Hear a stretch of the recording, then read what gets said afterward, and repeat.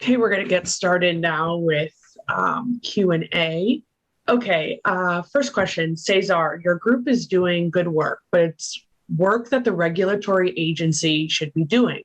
Do you find that they are taking your complaints seriously and making use of the data that you've collected? Yeah, so through the task force meeting that I mentioned, we make sure that either a violation or a notice of violation comes out of anything that we have scientific evidence that is actionable, and that task force helps us make sure that those things happen. We are involved in advocacy at every level. We work directly with communities to help build community groups so that the groups of volunteers will work together and be educated in community science. We work with the air district, we work with the county, we work with the cities, we work with the state, we work with statewide coalitions, we work with regional coalitions. We're called the Central California Environmental Justice Network because we never do anything alone. We always have partners, we always have people that can help us. And as far as taking community seriously, when the community members are there with evidence that can be, quality controlled at a level that the EPA can do, they're forced to listen to us because they can't tell us that our experience is fake. We can show them that we have evidence that it's real and that it's at a quality that they have to accept because it's the quality that they use.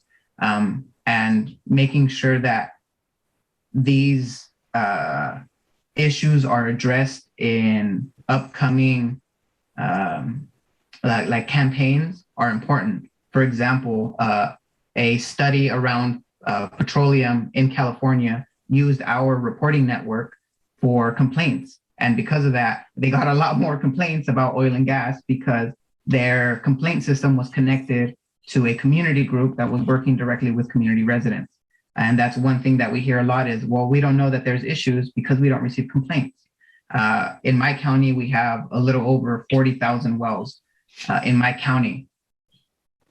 There's only a few hundred inspectors for CalGen. It's physically impossible for all of those inspectors to be ever present, especially when there's this consistent leaking, especially when there's so many loopholes, like the small producer rule that I mentioned earlier, that making sure that there's effective cutbacks is more important that there be fancy regulation, because there's a lot of regulation in California. Oil and gas likes to say they're the most regulated in the country, but they get away with 19-year oil spills because of the lack of enforcement. So getting those reports is a big part of improving enforcement that helps them have to take us seriously because we have that evidence. Great. And kind of to piggyback off of that collaboration, do the local schools work with you guys to do air monitoring on site? We do work with a few schools throughout the county, but in our county, it's difficult because they receive a lot of funding from the oil companies and they always have to check with the superintendent and we never get permission. But we do have multiple air monitors in several schools throughout the county and throughout other counties that are north and less entrenched in oil and gas. That's great. Yeah, here in Pennsylvania, we've had issues with, trying to work with schools. For you, Dr. Baca, should the Department of Health be asked to weigh in, or what role can or should the Department of Health play in influencing regulations related to petrochemical build-out?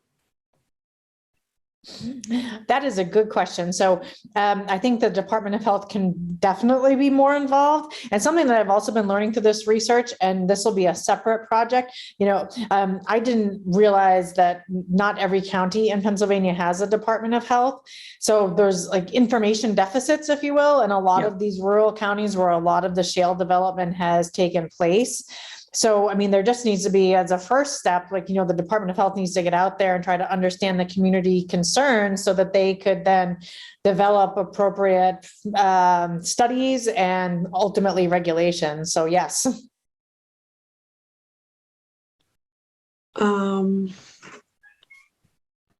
Okay, Dr. Caron Baudouin, although your sample size was small, do you expect to see the same results in a larger population if it was replicated?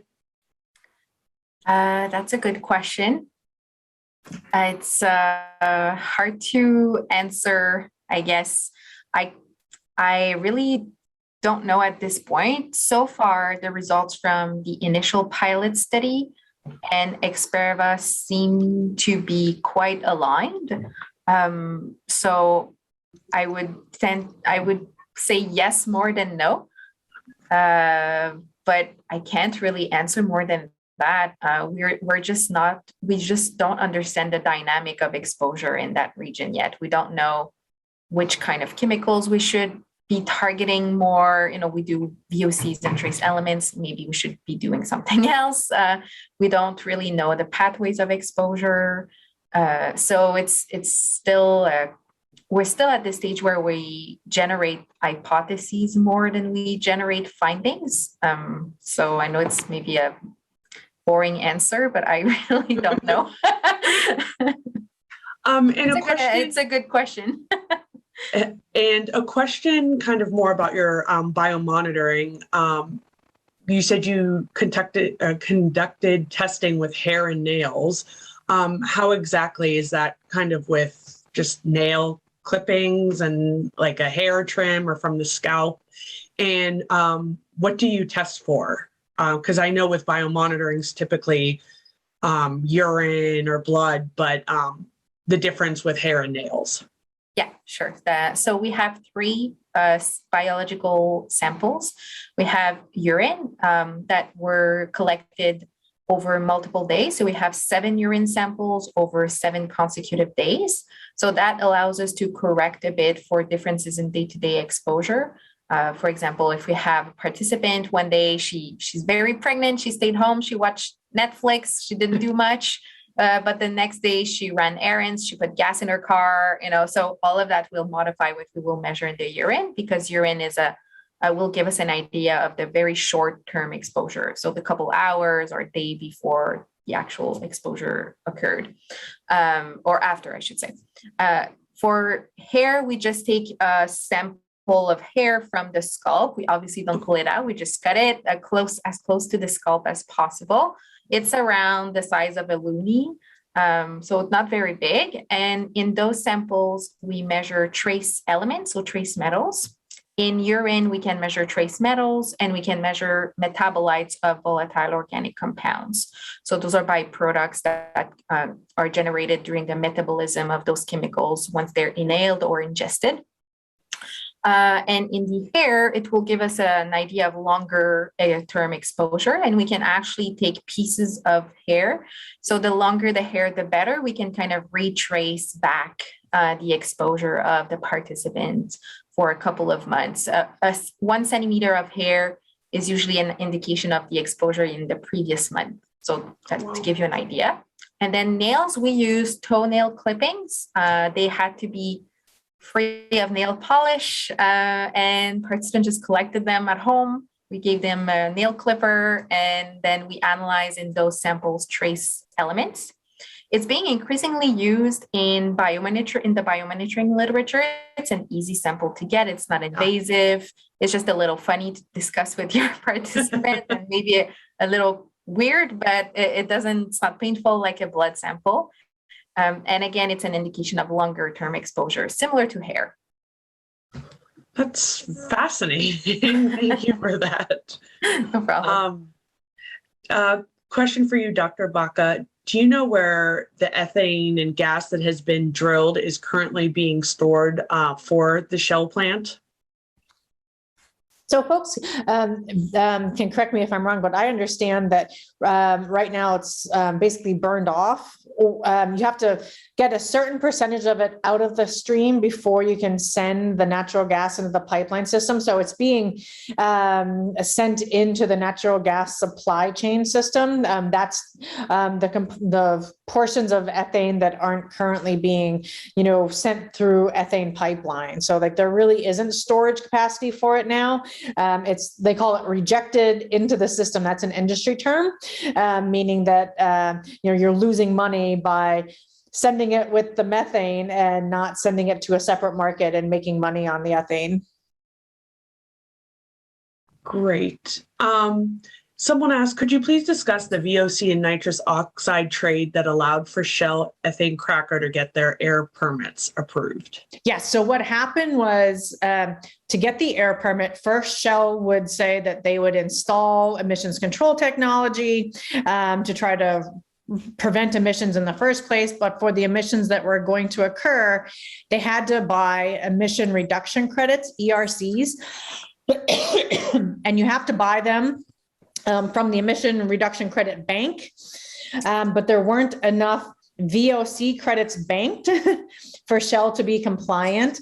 So therefore, the Pennsylvania DEP, which is our environmental regulator, asked the federal EPA for permission to substitute NOx emission reduction credits for VOCs because there were enough NOx emission credits in the bank, but not enough VOCs. So on paper, because they did that paper swap of NOx for VOCs, they can achieve compliance in theory, because if you remember, it's NOx and VOCs combining in the presence of sunlight that creates ground level ozone.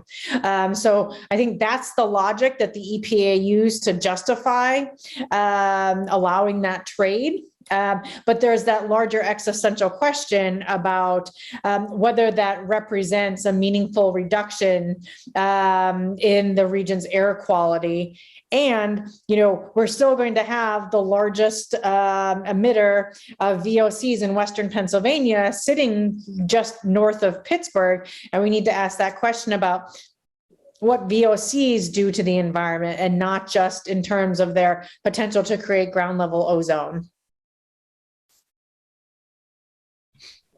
Yeah, if I could jump in, Sure. the topic of ERCs is a very sore spot, especially here in California.